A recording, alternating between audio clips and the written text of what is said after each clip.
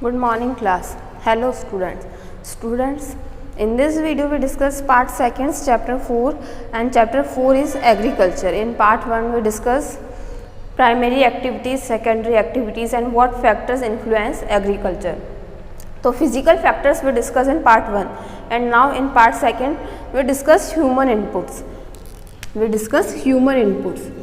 कि ह्यूमन को कौन कौन से इनपुट्स देने होते हैं एग्रीकल्चर के अंदर, वो हम लोग यहाँ पर डिस्कस करेंगे. Human inputs. Yes, we discuss on page number 47. Yes, machinery और tools, fertilizers, means of irrigation, labour, transport etc. Yes students, यहाँ ये बोल रहा है जो मशीनरी है, जो टूल्स है, फर्टिलाइजर्स मीन्स उर्वरक, जो हम बोल सकते हैं खाद वगैरह होता है, यूरिया वगैरह जो होता है, पेस्टिसाइड्स जो होते हैं, मीन्स ऑफ इरिगेशन मतलब जो सिंचाई की, सो कि हम ट्यूबवेल्स के थ्रू या वेल्स के थ्रू या पाइपलाइंस के थ्रू या फव्वारा फाउंटेन लगा करके किस तरह से हम लोग वहाँ पर इरिगेशन कर रहे हैं. लेबर किस तरह का है, ट्रांसपोर्टेशन किस तरह की है. Used in agriculture activities are human input, कि ये सारे ह्यूमन कर रहा है. ये सारी चीज़ें कोई नेचर के कंट्रोल में नहीं है. जो हमने फिजिकल फैक्टर पढ़े थे कि लाइक वाटर हो गया, क्लाइमेट हो गया, सॉइल हो गया या ट्रोपोग्राफी होगी, तो वो किसके कंट्रोल में, नेचर के कंट्रोल में. बट ये ह्यूमन इनपुट किसके कंट्रोल में, ये ह्यूमन के कंट्रोल में. तो मशीनरी और टूल्स, फर्स्ट जो हम डिस्कस करेंगे मशीनरी और टूल, कि किस टाइप की मशीनरीज की नीड होती है at the time of agriculture. किस टाइप की मशीनरीज हम लोग यूज़ करते हैं, ये हम यहाँ पर डिस्कस करेंगे. यस, देखिए, the use of machinery and technology not only save the time and labor of farmers but also enhance the crop production. यहाँ ये बोल रहा है जो यूज़ ऑफ मशीनरी, जो मशीनरी का जो यूज़ है या जो टेक्नोलॉजी है, ये सिर्फ हमारा टाइम ही से, not only save the time, ये हमारा टाइम और लेबर ही सेव नहीं करती है, but enhance the crop production. इससे हमारे क्रॉप में भी क्या होता है, प्रोडक्शन, मतलब जो प्रोडक्शन होता है, जो उत्पादन होता है, वो क्या होता है, ज़्यादा होता है. किसकी वजह से, मशीन्स की वजह से, टेक्नोलॉजी की वजह से जो हमारा प्रोडक्शन होता है वो इंक्रीज होता है. Now second term is fertiliser. Fertiliser क्या होता है, फर्टिलाइजर उर्वरक जिनको बोलते हैं, जो खाद वगैरह जो फसलों के लिए डाला जाता है. यस, देखिए, different types of bio and chemical fertilisers are use to increase agriculture production. चाहे केमिकल वाले हैं फर्टिलाइजर्स या बायोकेमिकल्स है. बायोकेमिकल्स के अंदर काउ डंग वगैरह आ जाते हैं, तो ये किसके अंदर आते हैं, fertiliser. They provide the necessary nutritions to the soil require for the growth of plant. ये जो नेसेसरी न्यूट्रिशंस जो क्रॉप्स को नीड है, क्रॉप्स को ग्रोन होने के लिए, बढ़ने के लिए जो न्यूट्रिशंस चाहिए होते हैं वो कहाँ से मिलते हैं, फर्टिलाइजर से मिलते हैं. नाउ थर्ड जो है हमारा मीन्स ऑफ इरीगेशन. इरीगेशन का हमारे पास क्या है फैसिलिटी, वो किसके अंदर आता है, ह्यूमन के अंदर आता है. ह्यूमन इनपुट, वो भी हम अपनी तरफ से इनपुट, मतलब हम क्या लगा रहे हैं कि एग्रीकल्चर में हम क्या इनपुट्स दे रहे हैं, तो हमें आउटपुट क्या मिलता है, उसका जो क्रॉप्स जो ग्रोन होती है वो वहाँ का आउटपुट होता है. At a place where rain और rain water is not adequately available, agriculture is practice by using different method of irrigation. यहाँ ये बोल रहा है जहाँ रेनफॉल प्रॉपरली, मतलब जहाँ बारिश प्रॉपरली नहीं होती है, तो फिर वहाँ पर क्या किया जाता है, इरिगेशन के लिए, सिंचाई के लिए डिफरेंट मेथड्स सर्च किए जाते हैं. जैसे ट्यूबवेल्स होती है, कुओं के थ्रू, या टैप्स, नल वगैरह, नल कूप जो लगवाते हैं वो हम बोल सकते हैं. एक सिंचाई विधि होती है, एक ड्रॉप करके पानी जाता है क्रॉप्स के अंदर, वो मेथड होता है. इस तरह के मेथड्स यूज़ करके, इरिगेशन के इस तरह के मेथड यूज़ करके वहाँ पर क्या की जाती है, कल्टीवेशन किया जाता है. Hence through irrigation the region of land can be increase. तो इस तरह से जो इरिगेशन के थ्रू भी क्या होता है, हमारा जो प्रोडक्शन है, जो क्रॉप प्रोडक्शन है, वो क्या होता है, इंक्रीज ही होता है. Next term is labour. और next term is labour. Labour, ये जो लेबर वहाँ पर लगती है फसलों को पानी पिलाने के लिए बोल सकते हैं, या कटिंग के लिए उनकी. Various agriculture activities required labour. Agriculture की बहुत सारी एक्टिविटीज़ होती है, उनमें किसकी नीड होती है, लेबर्स की नीड होती है. इन paddy field labour is required for transplanting pedi plants. मतलब कुछ जो प्लांट्स इस तरह के होते हैं कि उन्हें ट्रांसप्लांट करना पड़ता है, कि वो जैसे ग्रोन तो यहाँ हुआ है उगा तो यहाँ है, लेकिन उसको क्या यहाँ से कहीं और शिफ्ट करना होता है, उसको ट्रांसप्लांट। तो इसके लिए किसकी नीड होती है? लेबर की नीड होती है उसको ट्रांसप्लांट के लिए, कि जो फसल जब होगी तो वो यहाँ होगी, यहाँ से पौधा उगा है, यहाँ फसल यहाँ होगी। लाइक आप जो मिर्ची का पौधा होता है, टमाटर का पौधा है, उन्हें इसी चीज़ की नीड होती है, उन्हें ट्रांसप्लांट करना पड़ता है। ये इसके लिए in tea gardens labour is needed for plucking tea leaves. Tea gardens जो होते हैं वहाँ पर लेबर्स की नीड क्यों होती है? जो टी लीव्स हैं, चाय की जो पत्तियाँ हैं, उन्हें तोड़ने के लिए, प्लकिंग करने के लिए लेबर की नीड होती है। The availability of labour is also an important factor. तो अवेलेबिलिटी, लेबर की अवेलेबिलिटी भी जो क्या है, कहीं ना कहीं क्या है, एक इम्पॉर्टेंट फैक्टर है। यस, फिर हम देखेंगे ट्रांसपोर्ट। और नेक्स्ट जो है, लास्ट जो है ह्यूमन टूल के अंदर आता है ट्रांसपोर्टेशन। कि ट्रांसपोर्टेशन भी होना ज़रूरी है, कि in agriculture transportation is used for carrying crop from the field to storage place and to the market. कि ट्रांसपोर्टेशन होगा, ट्रक्स वगैरह जब होगी तभी उनमें भर करके क्या है, जो क्रॉप से उन्हें स्टोरेज हाउस तक ले जाया जाएगा, और फिर स्टोरेज हाउस से कहाँ, स्टोरेज हाउस में हम उसको स्टोर करेंगे, और स्टोरेज हाउस से वो कहाँ जाएगा? मार्केट तक जाएगा। तो ये किस में जाएगा? क्या इतना प्रोडक्शन जो क्रॉप्स होती है, क्या हम उन्हें हाथ में ले लेकर के, उनकी डिस्टेंस ज़्यादा है तो ले जा सकते हैं? नहीं। तो इसके लिए हमें किसकी नीड होगी? ट्रांसपोर्टेशन की नीड होगी। तो ट्रांसपोर्टेशन भी क्या है, ज़रूरी है यहाँ पर। In absence of transport the crop में र्यून्ड इन द फील्ड। अगर ट्रांसपोर्टेशन नहीं है और जो क्रॉप्स है वो कहाँ पड़ी हुई है? फील्ड में ही पड़ी हुई, खेतों में ही पड़ी हुई, तो या बारिश आने की वजह से क्या हो जाएगी? वो ख़राब हो जाएगी, र्यून्ड हो जाएगी बिल्कुल। या कोई एनिमल्स अगर वहाँ आ जाते हैं और एनिमल्स उनको क्या कर लेते हैं? ईट, वो खा लेंगे। तो इस तरह से जो वो वहीं पर क्या हो जाएगी? ख़त्म हो जाएगी या ख़राब हो जाएगी। तो उनको स्टोरेज पे पहुँचाना क्या होता है? ज़रूरी होता है। स्टोरेज करना उनको कंपलसरी होता है। Transport facility is also one of the important factor in agriculture. तो यहाँ ये बोल रहा है ट्रांसपोर्टेशन फैसिलिटी भी क्या है? एक इम्पॉर्टेंट फैक्टर है एग्रीकल्चर के अंदर। तो यहाँ हमने पढ़ लिए जो ह्यूमन इनपुट्स है वो किस तरह से अफेक्ट करते हैं हमारे एग्रीकल्चर को। अब हम पढ़ेंगे फार्म सिस्टम, कि फार्म सिस्टम क्या होता है। Yes, our next term is farm system.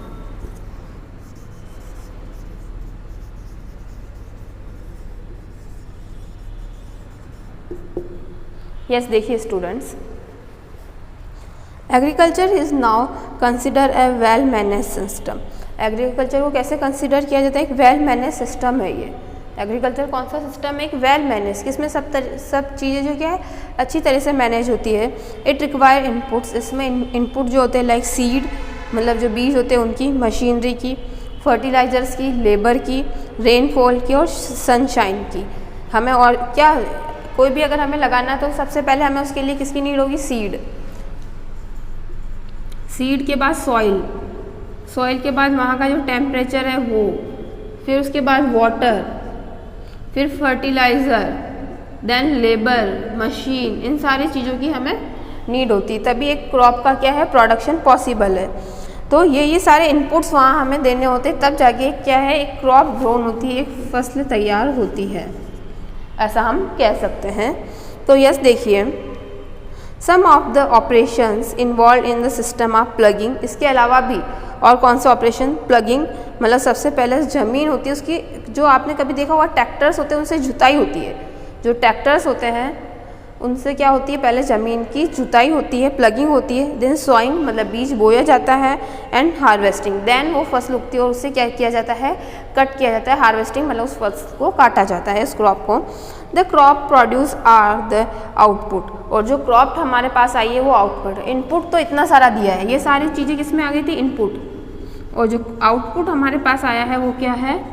Crop है। क्रॉप हमारा क्या है? आउटपुट है, कि इतना सारा एफर्ट्स करने के बाद हमारे पास क्या आई है? क्रॉप आई है। तो ये इनपुट हो गया। Yes, farm system can be explain through the given flow chart. एक यहाँ पर पेज नंबर जो 47 पे फ्लो चार्ट दिया हुआ है, उसके थ्रू हम एक फार्म सिस्टम को समझेंगे कि क्या होता है फार्म सिस्टम। यस, देखिए किस तरह से होता है farm system. Input, operation and output. क्या होता है फार्म सिस्टम के अंदर? देखिए, इनपुट, फिर होगा ऑपरेशन, देन उसका क्या आएगा? रिजल्ट, उसे हम बोलते हैं आउटपुट। ओके, यस, फर्स्ट है इनपुट। इनपुट पे आएंगे is physical input and human input. Yes, देखिए क्या होते हैं, sun, rainfall, soil, topography, mountain, plateau and plain, ये फिजिकल इनपुट के अंदर आ गए। जो हमने इनपुट है उसको भी इन्होंने कितने टाइप्स में डिवाइड किया है, 2 टाइप्स में। तो इसमें जो फिजिकल इनपुट जो होंगे वो क्या होंगे, देखिए जैसे कि जो सनलाइट आ रही है वो बारिश हो गई, सॉइल है, ट्रोपोग्राफी है, ये हमने पहले भी पढ़ा था पार्ट 1 के अंदर, we already discuss all that things, mountains, plateaus and plains, क्योंकि जो प्लेन हो गया, माउंटेन हो गया, प्लेट्यू, इन पर तो फसल क्या होगी, जो क्रॉप है वो ग्रोन की जाएगी, तो वो फिजिकल इनपुट के अंदर आ जाएंगे। And then human inputs we अभी डिस्कस किए, जस्ट नाउ वी अभी डिस्कस किए ही हमने, जो मशीनरी है, जो सीड्स हैं, वो किसके अंदर आ जाएंगे, ह्यूमन के अंदर, ह्यूमन इनपुट्स के अंदर आ जाएंगे। तो ये इनपुट देंगे, ये इनपुट्स हो गए हमारे, उसका जो रिजल्ट आएगा, तो अब ऑपरेशन की अगर हम बात करें तो ऑपरेशन के अंदर जैसे हो जाएगा, सबसे पहले प्लगिंग करिए कि हमने खेतों की क्या की है, जुताई करिए, फिर बीज, फिर क्या करी है, सोइंग, मतलब बीज को बोया है हमने, बोने के बाद क्या करेंगे, स्प्रिंकलिंग, मतलब हमने उन पे या तो फर्टिलाइज़र का जो है वो डाला है, फर्टिलाइज़र डाला है, या कोई और जो हम कह सकते हैं केमिकल्स वगैरह हमने यूज़ किए, उनको किससे, जो कीट वगैरह जो लग जाते हैं इसको, फसल को, क्रॉप को ख़राब करने के लिए, तो वो हमने डाला है। देन फर्टिलाइजर्स का हमने यूज़ किया है, एंड देन हार्वेस्टिंग, हम उसको क्या करेंगे, कटिंग करेंगे। तो ये ऑपरेशन हो गया। एंड देन आउटपुट, जो इसका जो रिज़ल्ट आता है, क्या रिज़ल्ट आता है, वो क्रॉप, या तो हम क्रॉप मिलती है हमें, या अगर हम डेयरी की अगर प्रोडक्ट की बात करें कि हमने एनिमल्स रियरिंग कर रखी है, तो वही है कि हमने फिजिकल इनपुट लगाएंगे, देन वो मतलब प्रोसेसिंग करेंगे, और देन हमारे पास क्या आएंगे, वो प्रोडक्ट आएंगे, चाहे वो डेयरी प्रोडक्ट्स भी हो सकते हैं, पोल्ट्री मतलब मुर्गी का अगर हमने पालन कर रखा तो हमें क्या मिलेंगे, एग्स मिलेंगे। तो इस तरह से जो फार्म सिस्टम है वो रन करता है कि पहले हमें इनपुट होता है, देन उसको प्रोसेसिंग होगी, और देन हम उसका जो रिजल्ट आउटपुट हमें मिलेगा। यस स्टूडेंट्स, नेक्स्ट जो आप देखेंगे, टाइप्स ऑफ एग्रीकल्चर, जो हमारा नेक्स्ट जो टॉपिक है, our next topic is types of agriculture. कितने टाइप्स की होती है एग्रीकल्चर, ये हम यहाँ देखेंगे, ये कितने टाइप्स की, डिफरेंट सब्सिस्टेंस फार्मिंग और कमर्शियल फार्मिंग जो हमने डिस्कस किया था वो होती है एक। यस देखिए, agriculture is practised in different parts of the world depending on geographical conditions. जो एग्रीकल्चर है वर्ल्ड के डिफरेंट पार्ट में होती है, मतलब वर्ल्ड के हर पार्ट में क्या होती है, एग्रीकल्चर होती है, खेती होती है, और वो किस पे डिपेंड होती है, वहाँ की जो कंडीशंस होती है, वहाँ की जो क्लाइमेट है, वहाँ का जो सॉइल है, वहाँ वाटर फैसिलिटी, इन सब पे डिपेंड होती है वो। Level of technical now how, इसके अलावा वहाँ टेक्नोलॉजी, अवेलेबिलिटी ऑफ लेबर किस तरह से अवेलेबल है, वहाँ demand. Farming is classified into 2 main types, यहाँ इन्होंने 2 टाइप्स है, subsistence farming and commercial farming. 2 types इन्होंने से डिवाइड किया है इसको, एग्रीकल्चर को। तो सबसे पहले हम जो डिस्कस करेंगे सब्सिस्टेंस फार्मिंग। कौन सी फार्मिंग, सब्सिस्टेंस फार्मिंग। देखिए इंटेंस, सबसे फर्स्ट जो है हमारा इंटेंसिव सब्सिस्टेंस फार्मिंग,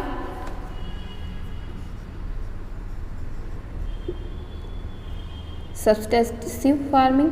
सेकंड जो है इसी को इन्होंने डिवाइड किया हुआ है प्रिमिटिव सब्सिस्टेंस फार्मिंग। ये हम लोग डिटेल में आगे डिस्कस करेंगे इन सब के बारे में, प्रिमिटिव। एंड देन फिर जो प्रिमिटिव है उसी को 2 टाइप्स में डिवाइड किया है इन्होंने, शिफ्टिंग एंड नोमैडिक। शिफ्टिंग और नोमैडिक फार्मिंग के अंदर। फिर जो हमारा सेकंड है कमर्शियल फार्मिंग। कमर्शियल फार्मिंग के अंदर देखिए क्या क्या आ जाएगा, लाइव स्टॉक मतलब पशुपालन करना, वो आ जाएगा एक तो। सेकंड जो आएगा वो आएगा है commercial grain farming. Third thing आ जाएगी कमर्शियल ग्रेन फार्मिंग के बाद आ जाएगा मिक्स्ड फार्मिंग, हम लोग करते हैं तो वो। और लास्ट 4 जो हो जाएगी वो होगी प्लांटेशन फार्मिंग।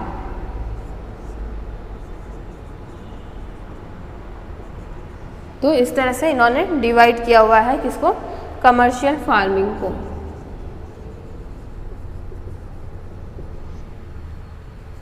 यस देखिए, तो सबसे फर्स्ट जो हम स्टार्ट करेंगे सब्सटेंस फार्मिंग से कि ये सब्सटेंस फार्मिंग होती क्या है। यस देखिए, in substance farming crops are grown mainly to meet the need of farmers family.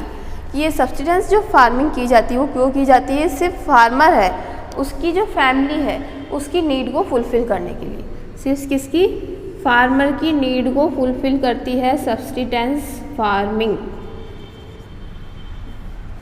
फिर है in this type of farming low level of technology is used. यहाँ पर जो टेक्नोलॉजी का जो यूज़ होता है वो भी कम होता है, क्योंकि सिर्फ वो जो फार्मिंग कर रहे हैं किसके लिए कर रहे हैं, अपनी फैमिली के लिए कर रहे हैं। फिर है mostly family members are involve in cultivation of crops.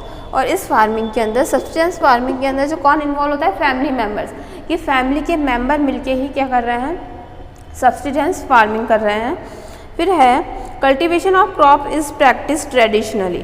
इसके अलावा जो क्रॉप्स जो प्रोडक्शन किया जाता है वो किस ना, ट्रेडिशनल, मतलब उनका जो पुराना जो मेथड होता है वो उसी बेसिस पे चलते हैं या उसी मेथड को फॉलो करते हुए वो कौन सी फार्मिंग करते हैं, सब्सटेंस फार्मिंग करते हैं। तो ये हमने पढ़ा है कि सब्सटेंस फार्मिंग किसके लिए होती है, सिर्फ फार्मर अपनी फैमिली के लिए करता है और इसमें ना ज़्यादा मशीन की नीड होती है ना ज़्यादा लेबर की नीड होती है, फैमिली मेम्बर मिलकर ही क्या करते हैं, सब्सटेंस फार्मिंग करते हैं। फिर जो है इन सब्सटेंस फार्मिंग द आउटपुट और crop production is very small. जो आउटपुट आता है सब्सटेंस फार्मिंग से, जो आउटपुट आएगा वो बहुत ही कम आएगा। क्यों आएगा, क्योंकि उसे फैमिली मेम्बर ही कर रहे हैं और वो अपनी फैमिली के लिए ही कर रहे हैं, इसलिए जो इसमें आउटपुट आएगा वो भी क्या होगा, बहुत ही लो होगा। And only fulfil the requirements of farmers family. और जो फार्मर की जो फैमिली है उन्हीं की रिक्वायरमेंट को क्या करेगा, वो फुलफिल करेगा सब्सटेंस फार्मिंग। फिर देखिए जो सब्सटेंस फार्मिंग है उसे भी इन्होंने 2 टाइप से क्लासीफाई किया है, intensive subsistence farming and primitive substance farming. तो सबसे फर्स्ट जो हम डिस्कस करेंगे इंटेंसिव सब्सटेंस फार्मिंग। तो देखिए क्या होता है, intensive subsistence farming is practice on a small piece of land. ये जो एक बहुत ही लैंड के स्मॉल एरिया पर ये होती है, जो इंटेंसिव वाली जो है फार्मिंग वो बहुत ही स्मॉल एरिया पे ये लोग करते हैं। और in this type of farming simple basic farms tools are use. और इसमें जो टूल्स वगैरह यूज़ किए जाते हैं या मेथड्स जो यूज़ किए जाते हैं वो बहुत ही बेसिक मेथड ये लोग यूज़ करते हैं। इस फार्मिंग के अंदर बहुत ही बेसिक्स मेथड यूज़ किए जाते हैं। यस, आप पेज नंबर 48 पर डू यू नो देखेंगे। Yes, organic farming is also type of farming in which organic manure and natural pesticide is use. आजकल आपने एक टर्म सुना होगा, बहुत ही ये टर्म आजकल बहुत पॉपुलर है, ऑर्गेनिक फार्मिंग। ये ऑर्गेनिक प्रोडक्ट्स आप लोगों ने ये इसमें होता है कि जो मैन्योर जो खाद वगैरह यूज़ किया जाता है वो ऑर्गेनिक होता है और नेचुरल पेस्टिसाइड्स होते हैं, लाइक काऊ डंग जो होते हैं उनसे जो मैन्योर होता है उससे यूज़ करते हैं। In organic farming chemical fertiliser and pesticide are not use. Organic farming के अंदर जो केमिकल वाले जो फर्टिलाइज़र्स है वो यूज़ नहीं किए जाते हैं, सिर्फ यूज़ किए जाते हैं ऑर्गेनिक नेचुरल जो होते हैं। No genetic modification is done to increase the yield of crops. Crop को इंक्रीज़ करने के लिए या प्रोडक्शन बढ़ाने के लिए कोई भी इस तरह का जेनेटिक मॉडिफिकेशन उनमें नहीं किया जाता है। And the products of organic farming are favourable for environment and health. और ये हमारी हेल्थ के लिए भी अच्छे होते हैं ऑर्गेनिक प्रोडक्ट और हमारे एनवायरनमेंट के लिए भी। ये क्योंकि अगर हम केमिकल्स का यूज़ हम करते हैं फील्ड में, अगर केमिकल्स का यूज़ करेंगे तो उससे क्या होगा, एक तो हमारी जो लैंड है वो क्या होगी, बैरन बंजर हो जाएगी, कि उस पर हम बार बार केमिकल्स डाले जा रहे हैं तो वो बिल्कुल बेकार हो जाएगी। उसके बाद उस वहाँ से जो क्रॉप आई है, फर्टिलाइजर्स डाले हैं केमिकल वाले, और वहाँ से जो क्रॉप आई है उसका यूज़ अगर हम करेंगे तो हमारा जो हेल्थ है वो क्या हो जाएगा, ख़राब हो जाएगा। लाइक आप लोगों ने पढ़ा होगा बहुत सारे जो डिजीज़ है वो किसकी वजह से आ रही है, हम ये केमिकल वाले जो प्रोडक्ट्स यूज़ कर रहे हैं कि वेजिटेबल्स है, फ्रूट्स है, सब में क्या लगा हुआ है, केमिकल्स लगा हुआ है, तो उनका यूज़ हम लोग कर रहे हैं। इस वजह से हमारी जो हेल्थ है वो ख़राब हो रही है, जो डिजीज़ है वो काफ़ी इंक्रीज़ हो रही है। रीज़न क्या है कि हम जो फर्टिलाइजर प्रोडक्ट यूज़ करते हैं, तो हमें ऑर्गेनिक जो है प्रोडक्ट्स का हमें यूज़ करना चाहिए, वही हमारी हेल्थ के लिए अच्छे होते हैं, हमारे एनवायरनमेंट के लिए अच्छे होते हैं।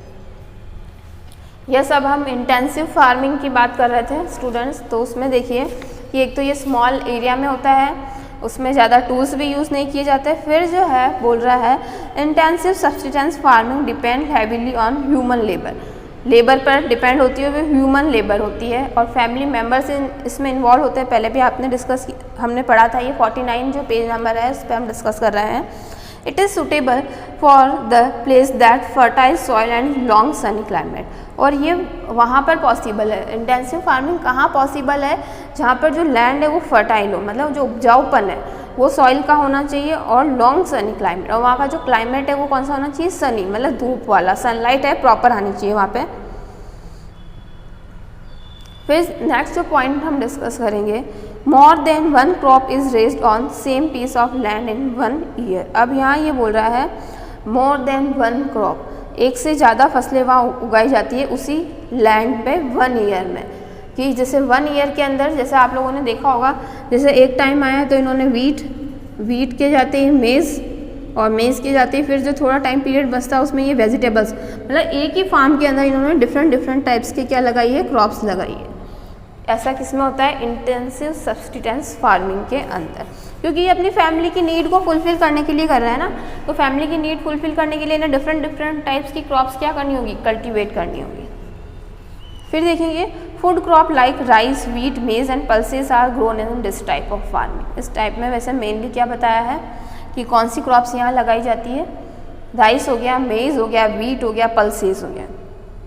फिर देखिए intensive subsistence farming is mainly practice in thickly populate region of the world. जो पॉपुलेशन ज़्यादा है उस एरिया में क्या होता है? इसकी प्रैक्टिस करते हैं। इंटेंसिव सब्सिस्टेंस फार्मिंग की प्रैक्टिस कहाँ की जाती है? जहाँ पॉपुलेशन बहुत ज़्यादा होती है, जनसंख्या बहुत ज़्यादा होती है, वहाँ पर ये किया जाता है intensive subsistence farming. World such as a South east Asia where monsoon is prevalent, और जहाँ पर ये मानसून जो है प्रिवेलेंट रहता है, प्रचलित रहता है, वहाँ पर भी ये इस टाइप का कल्टीवेशन किया जाता है। कौन सा? Intensive subsistence farming. Now we discuss second primitive subsistence farming. हम लोग डिस्कस करेंगे क्या होता है। देखिए primitive subsistence farming primitive subsistence farming is based on traditional method of farming। ये किस पे? जो हमारे ट्रेडिशनल मेथड है, पुराने जो मेथड है उन्हीं पे बेस्ड होता है ये प्रिमिटिव जो होता है। It can be further classified in 2 types. इसको भी 2 टाइप से हमने क्लासीफाई किया है, shifting and nomadic method. Yes, देखिए तो फर्स्ट हम जो डिस्कस करेंगे शिफ्टिंग कल्टीवेशन क्या होता है। शिफ्टिंग कल्टीवेशन का आपको पहले भी मीनिंग बताया था कि वो जो क्या करते हैं, एक पर्टिकुलर एरिया पे जो ट्रीज़ वगैरह होंगे उनको क्या करेंगे, पहले उन्हें कटिंग करके उन्हें जला दिया जाता है, देन वहाँ पर क्या किया जाता है? कल्टीवेशन किया जाता है। In this type of agriculture trees are cut and burn to clear land where cultivation is to be done. इस टाइप के एग्रीकल्चर में क्या जाता है? ट्री को कट किया जाता है, उन्हें बर्न जलाया जाता है, देन कल्टीवेशन किया जाता है। The ash act as a manure for the crop. और जो ट्री की जो ऐश, मतलब जो पेड़ को जलाने से ऐश मतलब राख, जलाने से जो राख इकट्ठा हुई है उसे एज ए मैन्यूअर मतलब एज ए खाद वहाँ पर उसे यूज़ किया जाता है। किसमें? शिफ्टिंग कल्टीवेशन में। फिर बोल रहा है after 2-3 year when the soil is less fertility, उसकी जो फर्टिलिटी मतलब उपजाऊपन कम हो जाता है मिट्टी का, farmer shift to another piece of land, और वो किसी और लैंड में शिफ्ट हो जाते हैं, मतलब कहीं और। शिफ्टिंग कल्टीवेशन नेम से ही क्लियर हो रहा है कि वो अपना फार्म फिर कहीं और शिफ्ट करते जाते हैं, तो ये होता है shifting cultivation. The land is again prepare for the above mentioned manner, और इसी तरह से वहाँ पर जो ट्री होंगे उन्हें कट करेंगे, उन्हें बर्न करेंगे, देन वहाँ पर ये लोग क्या करेंगे? कल्टीवेशन करेंगे, और ऐसा ही मेथड ये लोग फॉलो करते हैं शिफ्टिंग कल्टीवेशन में। फिर देखिए shifting cultivation is known as bush and fallow agriculture और स्लैश एंड बर्न एग्रीकल्चर। जो शिफ्टिंग कल्टीवेशन है उसे किस नाम से जाना जाता है? हम बश एंड फैलो एग्रीकल्चर और स्लैश एंड बर्न एग्रीकल्चर के नाम से भी जाना जाता है। फिर देखिए in this type of agriculture crops like maize, cassava, yam, potato ETC are grown. और इस कल्टीवेशन में कौन सी फसलें लगाई जाती है? पटेटो, आलू, कसावा एक टाइप का, ये भी हम कह सकते हैं आलू जैसे ही होता है, ज़मीन के अंदर लगता है, ये इनसाइड होता है। याम, रतालू, वो भी आलू जैसे ही होता है कुछ, तो ये सारी फसलें वहाँ लगाई जाती है। फिर हम नेक्स्ट पॉइंट जो डिस्कस करेंगे वहाँ पे, it is mainly practice in tropical forest. कहाँ पर होता है ये? देखिए अमेज़न बेसिन पर Congo basin, south east Asia और north eastern state of India, इन एरियाज़ में ये किया जाता है, शिफ्टिंग कल्टीवेशन का वर्क किया जाता है। देखिए एक पिक्चर भी आपकी बुक में दिया हुआ है, burning forest tree to clear land for shifting cultivation. किस तरह से ट्री को बर्न किया जा रहा है, जलाया जा रहा है, किसके लिए? शिफ्टिंग कल्टीवेशन के लिए। बट इस मेथड को अच्छा नहीं माना जाता, अभी इस मेथड का यूज़ नहीं करते हैं, क्योंकि अभी हमारे पास ट्रीज़ इतने नहीं हैं और लैंड इतनी नहीं है कि हर बार न्यू लैंड हम लोग यूज़ करें। तो अभी जो नया मेथड जो निकाला है कि फर्टिलाइजर्स का यूज़ कर करके क्रॉप्स ग्रोन की जाती है। जैसे एक आपको डू यू नो में आप देखेंगे शिफ्टिंग जो कल्टीवेशन है उसे किन किन नेम से जाना। देखो इंडिया में जो शिफ्टिंग कल्टीवेशन को जूम कल्टीवेशन बोलते हैं, मैक्सिको में मिलप्पा बोलते हैं, ब्राज़ील में रोका बोलते हैं इसे, मलेशिया में लैंडेंग बोलते हैं, वेनेजुला में कॉनिक बोलते हैं और फिलीपींस में सैंजीन बोलते हैं। मतलब अलग अलग जगह पे इसको अलग अलग नाम से जाना जाता है शिफ्टिंग कल्टीवेशन को। यस, अब हम जो पढ़ेंगे नॉमैडिक हर्डिंग के बारे में कि नॉमैडिक हर्डिंग क्या होती है। प्रिमिटिव के अंदर ही हमने फर्स्ट पढ़ा था शिफ्टिंग, अब हम पढ़ेंगे नॉमैडिक, जो घुमक्कड़ जो लोग होते हैं।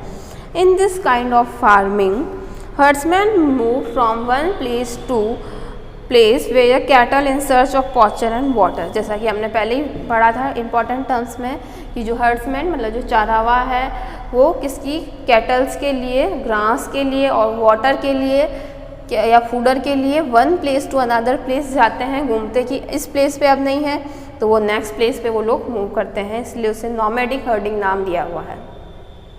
फिर देखेंगे nomadic herding depend on the climate condition and nature of the right. यहाँ ये बोल रहा है नॉमैडिक हर्डिंग किस पे डिपेंड है कि क्लाइमेट कैसा है वहाँ पे। अगर बारिश हो रही है और देन ग्रास हो रही है तो नॉमैडिक हर्डिंग की नीड ही नहीं होगी, लेकिन वहाँ एरिया जो है ड्राई एरिया तो ऑब्वियसली नॉर्मल कि अभी हम जहाँ पर जो घास है वो क्या हो, ग्रास है वो क्या हो गई, फिनिश हो गई तो वो नेक्स्ट मूव करेंगे अपने कैटल्स के साथ। इसके अलावा वहाँ लैंड कैसा है वो उस लैंड के ऊपर भी डिपेंड करता है।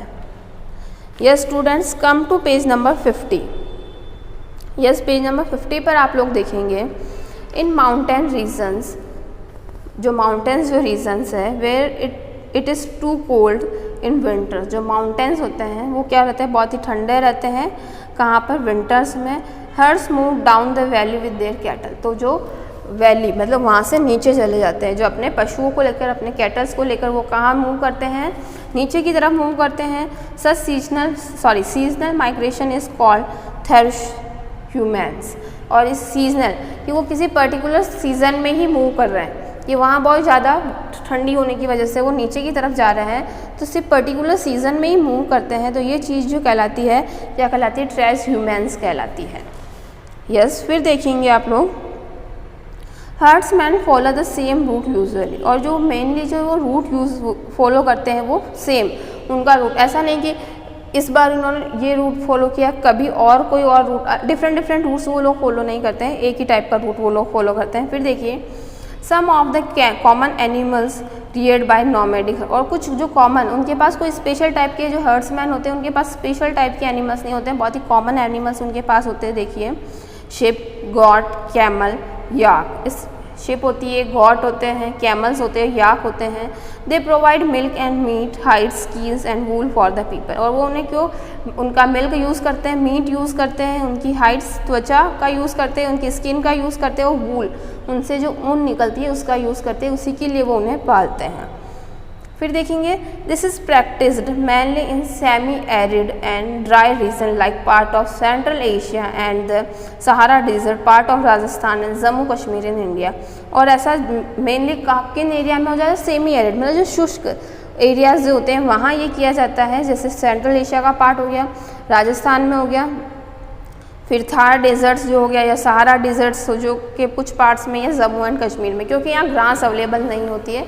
तब जब रेनी सीज़न होता है तब तक तो वो यहीं रहते हैं, आफ्टर रेनी सीज़न वो क्या करने लग जाते हैं? मूव करने लग जाते हैं।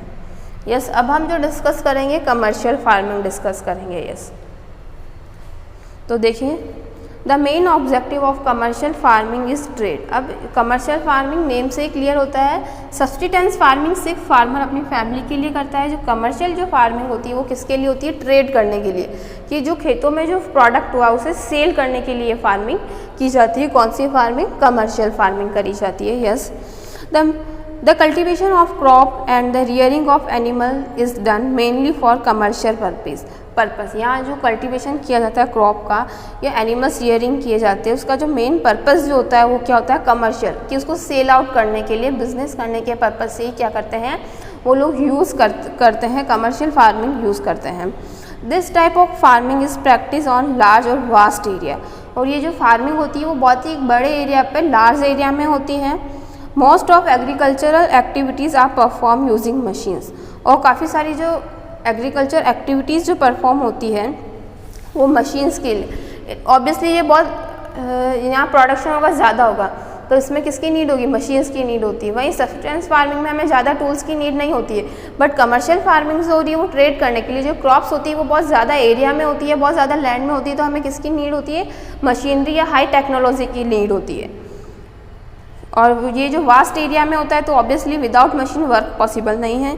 Commercial farming is capital intensive, और कैपिटल मतलब पैसा, मनी अर्न करने के लिए इसे किया जाता है, या कैपिटल जनरेट करने के लिए कमर्शियल फार्मिंग होती है। फिर आप देखेंगे commercial farming can be classified into 4 types. यहाँ इन्होंने जो 4 टाइप्स हमने देखे हैं कमर्शियल फार्मिंग को इन्होंने डिवाइड किया हुआ है। जो फर्स्ट टाइप है वो है लाइव स्टॉक रैंचिंग, मतलब उसमें लाइव स्टॉक रैंचिंग के अंदर आ गया कि एनिमल्स भी उस फार्म के अंदर इन्वॉल्व है। देखेंगे livestock ranching is practised mainly in the extensive temperate grassland where a large number of cattle, sheep, goats, horses are kept on permanent ranches. Livestock ranching में यहाँ ये बोल रहा है कहाँ पर होती है, एकदम टेम्परेट ग्रासलैंड में होती है, जहाँ ग्रास के मैदान होते हैं वहाँ पर, और वहाँ पर शिप, गॉट, हॉर्स को कैप्ट किया जाता है और परमानेंट ये किया जाता है livestock rearing. Reindeer also kept on ranches in subarctic land of Siberia. Siberia का जो सब आर्कटिक जगह है वहाँ पर भी क्या किया जाता है, रेनडियर को स्टॉक किया जाता है, मतलब वो वहाँ पाए जाते हैं, हम ऐसा कह सकते हैं। In this type of pastoralism vegetation cover is continuous. यहाँ पर क्या होता है कि हमेशा क्या होता है, ये जो एरिया होते हैं हमेशा क्या होता है, यहाँ पर ग्रीनरी रहती है, घास रहती है, इसलिए यहाँ क्या किया जाता है, लाइव स्टॉक रियरिंग किया जाता है कि पशुओं को पाला जाता है यहाँ पर। फिर generally there is no migration in search of water and fodder. Migration मतलब उन्हें जाना नहीं पड़ता है, किसके लिए, फूडर के सर्च के लिए और वाटर के सर्च के लिए, बल्कि हमने नॉमैडिक में देखा था कि ये हमेशा क्या करते हैं, मूव करते रहते हैं फूडर और वाटर की सर्च में। बट लाइव स्टॉक में यहाँ जो है ये इस ऐसे एरिया में रहते हैं कि इन्हें कहीं मूव नहीं करना पड़ता, इन्हें माइग्रेशन की नीड नहीं होती है। फिर आप देखेंगे the ranches are scientifically managed and herds are reared slowly for commercial purposes. और यहाँ जो इन्हें मैनेज जो किया जाता है वो एक साइंटिफिकली तरीके से मैनेज किया जाता है कि किस तरह से इनका जो फूडर रहेगा इनका, या किस तरह से इनको पाला किया है, किस तरह से इनको प्रोटेक्ट करना है जो डिजीज़ वगैरह है उनसे, या और भी जो थिंग्स है, जो मेथड जो फॉलो किए जाते हैं वो सारे साइंटिफिकली होते हैं। फिर है the best breed are use to produce high quality meat and wool. और ब्रीड मतलब अच्छी नस्ल के, मतलब जो आपने सुना होगा कि जो अभी जैसे काउस वगैरह परचेज़ करते हैं तो आपने सुना होगा ये अच्छी नस्ल की गाय है, या ये जो गॉड्स है इसकी ये नस्ल है, आप नेम भी आते हैं इनके। आजकल जब हम एग्ज़ाम्स वगैरह देते हैं तो इस जीके में ऐसी क्वेश्चंस आते हैं कि ये किस ब्रीड के जो होते हैं, वो है गॉट है, शिप है, काउ है, तो अच्छी ब्रीड का ये लोग यूज़ करते हैं ताकि इन्हें अच्छा क्या मिल सके, मीट और वूल मिल सके। फिर यहाँ ये बोल रहा है any deficiency is in pasture and substitute by cultivating crop used as a fodder और बाय मैन्युफैक्चर्ड फीड। इसके अलावा अगर इन्हें कोई डेफिशिएंसी लगती है तो ये क्या करते हैं, कल्टीवेशन क्रॉप करते हैं, उनका जो फूडर है, उन जो मतलब कल्टीवेशन खेती कर रहे हैं तो वहाँ जो फूडर मतलब ऑब्वियसली हमने कोई फसल लगाई है तो उसके बाद जो यूज़फुल मटेरियल वो हमने यूज़ कर लिया, उसके बाद जो घास वगैरह उससे जो फूडर निकलता है वो किसके लिए यूज़ करते हैं, कैटल्स के लिए ही यूज़ किया जाता है। यस, नेक्स्ट पेज नंबर पे आप देखेंगे 51 पे, cattle and sheep are vaccinated to guard against disease. इसके अलावा जो कैटल्स है मतलब जो एनिमल्स है या शिप्स है उन्हें वैक्सीनेशन किया जाता है, मतलब उन्हें टीका लगाया जाता है ताकि वो डिजीज़ से प्रोटेक्ट करने के लिए, ताकि उन्हें कोई डिजीज़ ना हो, उन्हें कोई बीमारी ना हो उसके लिए। फिर देखेंगे US and New Zealand, Australia, Argentina are known as well developed commercial ranching. यहाँ पर जो कमर्शियल रैंचिंग की जाती है कहाँ पर, अर्जेंटीना में, ऑस्ट्रेलिया में, न्यूजीलैंड एंड यूएसए में। द ट्रॉपिकल सावनास, और सावना जो घास के मैदान है उन्हें नाम दिया है सवाना। फिर कंपोज है, लैलोन्स है, ये साउथ अमेरिका में, मैक्सिको में, सर्थन अफ्रीका में एंड ट्रॉपिकल ऑस्ट्रेलिया में जो है लाइव स्टॉक किया जाता है। मतलब यहाँ सबसे ज़्यादा पशुपालन किया जाता है। क्यों? क्योंकि ये ग्रास लैंड अवेलेबल है, ग्रास के जो मैदान है वो काफ़ी बिग है, तो इन्हें कहीं और मूव नहीं करना पड़ता है। यहाँ वाटर फैसिलिटी अच्छी अवेलेबल है, इसलिए यहाँ लाइव स्टॉक रियरिंग मोस्टली यहीं की जाती है। तो स्टूडेंट पार्ट 1 में हम इतना ही करेंगे। यस, हमने जो किसके बारे में पढ़ा था यहाँ पे, पहले मशीन कौन सा इनपुट हम देंगे, देन हमें आउटपुट क्या मिलता है। फिर हम लोगों ने देखा है टाइप ऑफ एग्रीकल्चर में 2 टाइप्स हमने देखेंगे, सब्सटेंस एंड कमर्शियल। सब्सटेंस के अंदर भी 2 टाइप्स होते हैं, इंटेंसिव एंड प्रिमिटिव। प्रिमिटिव जो होते हैं वो भी 2 टाइप्स के होते हैं, nomadic and herding. And commercial farming we discuss livestock. तो our part 2 is complete. Thank you, have a nice day.